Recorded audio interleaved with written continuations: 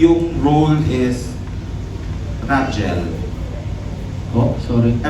Parang yung sa paano mo binibigyan ng ano na lang masasabi mo doon sa mga fans na syempre yung suporta para sa inyo solid kasi maganda yung napapanood nila sa inyo.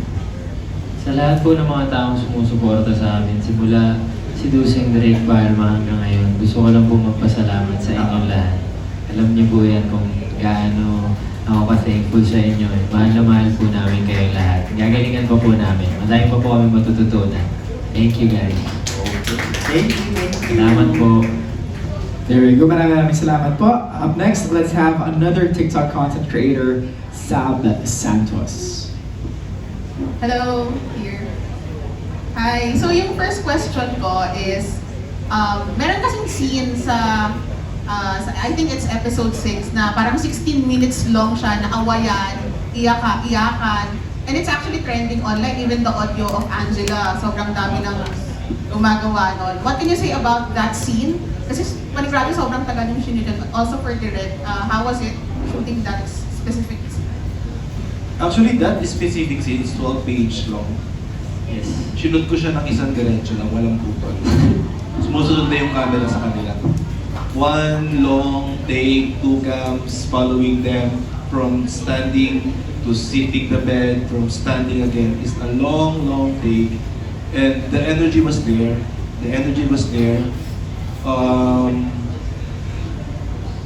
Si Alice at Drake, para kaming naglaho lahat sa kwarto. Parang binuhay nila mismo yung eksena sa loob ng room yun na hindi kami nag-i-exist. Ganun nila ginawa yun. Hindi sila bumitaw to each other. I don't know, it's the magic of actors sometimes that you disappear and you become someone else when the camera rolls. So, na-amaze ako sa kanilang dalawa. Kita naman sa episode kung paano binuhos nila yung puso nila. Ang maganda sa eksena yung kasi balanse siya. Nag-start siya with Alice, tahimik lang si Drake. Napunta kay Drake, tahimik lang si Alice. Napunta na naman kay Alice. Napunta kay... Ganun siya eh. Balanse siya eh. Ang ganda ng flow ng scene. And that's the effort really of Rachel. Sabi ko nga sa tweet ko is, what you saw there is their pure skills and talents. Pinakita ko lang sa inyo. Yun. Magaling po yung dalawang bata. Thank you, Direk. We love you. Love you. Love you. Also for Rabdel, how was it shooting that specific scene? Lalo si Angela, up to 16 minutes long. Namamaga na yung mata niya eh. So talagang... For me po, it was challenging sa part na sobrang haba ng lines ko.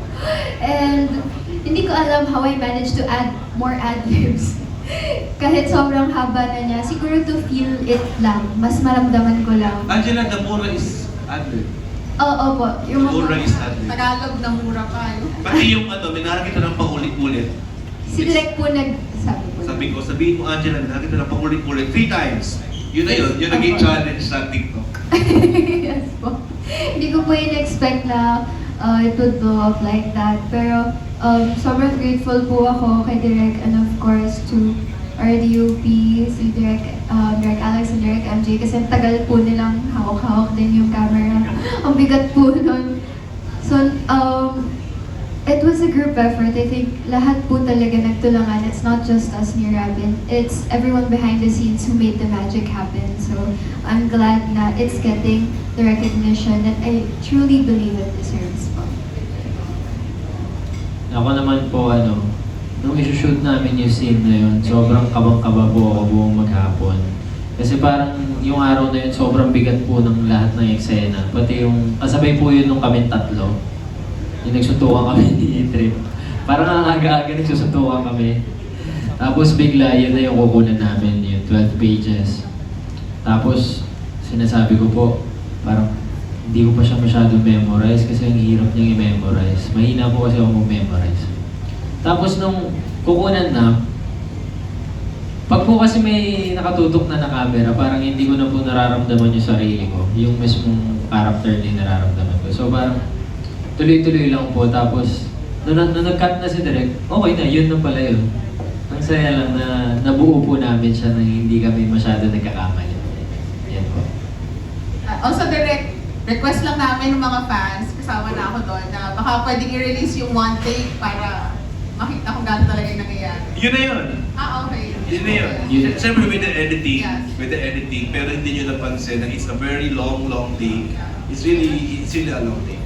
And then for my last question, the adaptation kasi is very faithful dun sa libro. That's why the casual viewers, nasa-stress sila, even yung mga nakabasa, nasa-stress and even for me na nagbasa. So what can you say about the casual viewers na nakikita yung toxicity of the story, the red flags, what would you like to say? Actually ako, nung nag-tweet ako nung hindi pa kami nag-shoot, sabi ko, I want to stop reading this script. I want to breathe. Kasi even nung binabasa ko yung Wattpad, stress na stress talaga ako.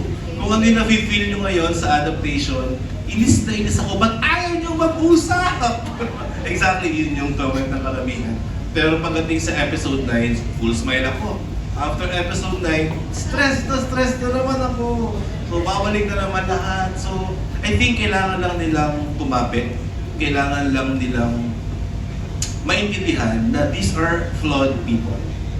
Lahat naman tayo may mga pagkakamali sa buhay. Hindi naman tayo perfect. Nagkataon lang siguro, nagsama-sama sila sa isang kwento. Na lahat sila ay may dark side. Lahat sila ay may red flag. Lahat sila may red flag. Lahat sila may mistakes. Lahat sila may hindi nagagawa na dapat gawin. Pero sooner or later, I promise naman to the fans and to the viewers na maaayos lahat yan sa dulo. Sa ending. Kaya kumapit lang kayo hanggang ending dahil nasa ending ang tunay na fireworks. Yes. Kumapit lang kayo. Grabe na, Angela, do you have to? Sorry. Stay faithful lang po sa story. I mean, maniwala lang po kayo sa series na to dahil Sasaya din. sasaya din po kayo towards the end. Yan pa. Thank you. Salamat Thank you po. po. There you have it. Maraming salamat po. Up next, let's have from Inquirer.net, Jessica Evangelista. Hi, Jessica.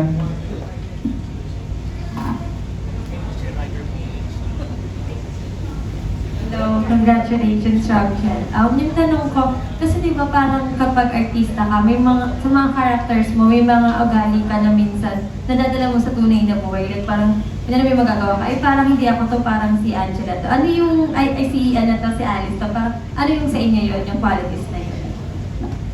For me, yung kalutangan ni Alice. Minsan nadadala ko na siya, like, hindi naman po kami nagtitake. Tapos, yung mga tao sa paligid ko, Alice! Kasi very Alice of me. Kunyari, may nakalimutan ako or mali yung nasabi ko, something like that. Yan lang po. Yan lang naman. Hopefully.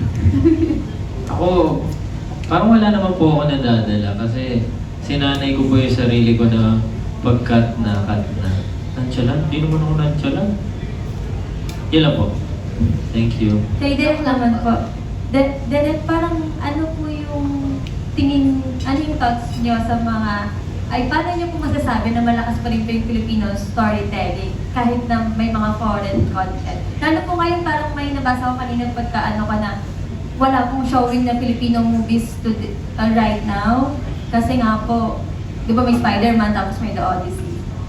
I think ang Philippine stories kasi is home. Yun yung tahanan natin eh. Kahit sabihin natin na big production yung Hollywood, malalaki yung artista. But I think the essence of Philippine story is yung mismong kwento niya na hindi tayo, nakakapit tayo, na relatable tayo sa kwento. Kaya itong DAP actually, ang hilig natin sa iyak eh. Ang hilig natin sa drama eh. Ang hilig natin sa naaawa tayo sa mga characters eh. Kaya mas kumakapit yung tao sa DAP din. So, yun. So I think the essence of the Filipino stories are really the story itself. Kasi yun yung home natin as Filipinos.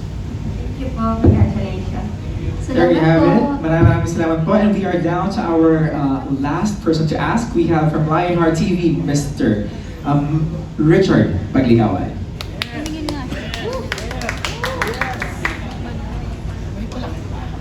Hello, congratulations dito sa Baby Alice Friends. Actually, yung first question ko lang sa ating mga cast,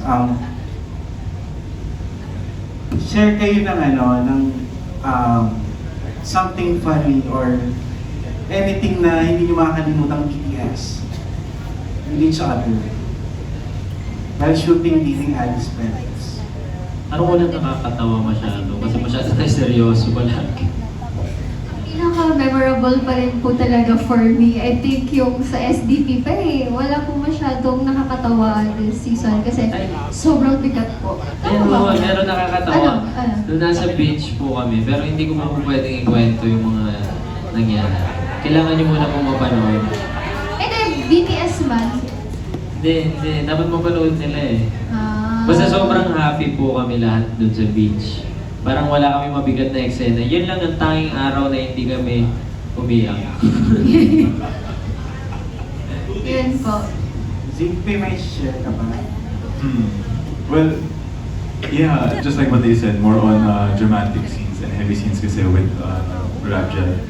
Pero ang ka-eksena ko na comedic, wala siya right now. Pero si Topher, si Miko, so yung mga eksena namin, well, they're comedic pero at the same time, sa mismong set or IRL, tawan-tawa din talaga kami sa pinagawa namin. Kaya, ayun, so far yung mga scenes namin, yung mga kulitan, bardagulan, gano'n. Yun eh. Natatawa kami mismo sa eksena habang ginagawa namin. So, yeah. And kanina kasi parang natakel na lahat naman may red flag. So, eto na lang, ano yung non-negotiable na red flag sa inyo in dating someone? Non-negotiable. For me, a big red flag na parang deal breaker talaga is when someone, something as bad as cheating, something I feel like, non-negotiable for me. Radyo. Siguro also one is cheating and then another for me is yung respect for my family. Kung wala siyang respeto sa pamilya ko, it's like disrespect to me as well. Ako po, yung pag wala siyang respeto sa mga tao, una ko po tinitignan yun palagi sa kahit kaninong tao. Gusto ko po yung lahat ng kung paano niya kausapin yung mga tao, dapat pare-parehas, pantay-pantay. Thank you. Thank you po. Salamat. Thank you po. There you have